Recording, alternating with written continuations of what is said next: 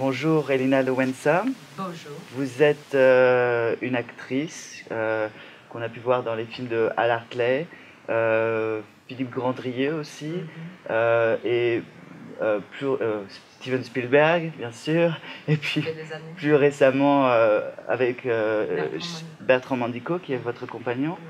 Oui. J'aurais voulu vous poser une question sur l'enfance. Est-ce que dans le cinéma, il faut être aussi crédule qu'un enfant, et aussi quand on le regarde, et aussi menteur qu'un enfant quand on le fait?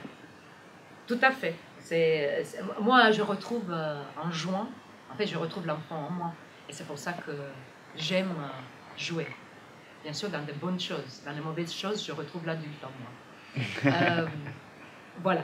Et moi, je suis quelqu'un, de toute façon, quand j'étais petite, et même jusqu'à assez tard, quand j'avais autour de 25-26 ans, je me montais, pas pour blesser les gens, mais vraiment par rapport à de créer des fantasmes, de rendre les fantasmes réels dans ma vie.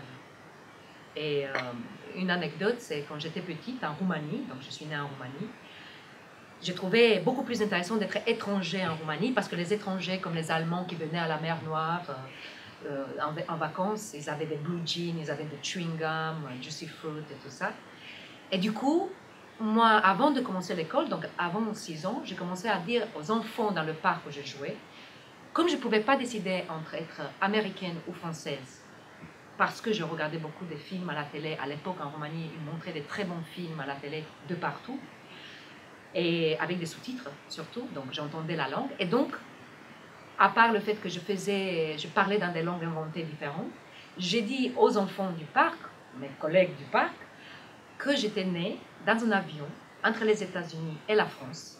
Comme ça, j'étais américaine-française. Et la chose la plus étrange et drôle, c'est qu'aujourd'hui, j'ai les deux passeports. J'ai le passeport américain et j'ai le passeport français. Donc aujourd'hui, je suis vraiment américaine-française. Donc à force de mentir, le mensonge est devenu réalité. Moi, je pense que c'est le subconscient qui sait déjà des choses de l'avenir, parce que je pense dans le prédestiné. Et du coup, c'est mon subconscient qui savait déjà peut-être. C'est très possible. Voilà, c'est ça. Merci beaucoup. Avec plaisir.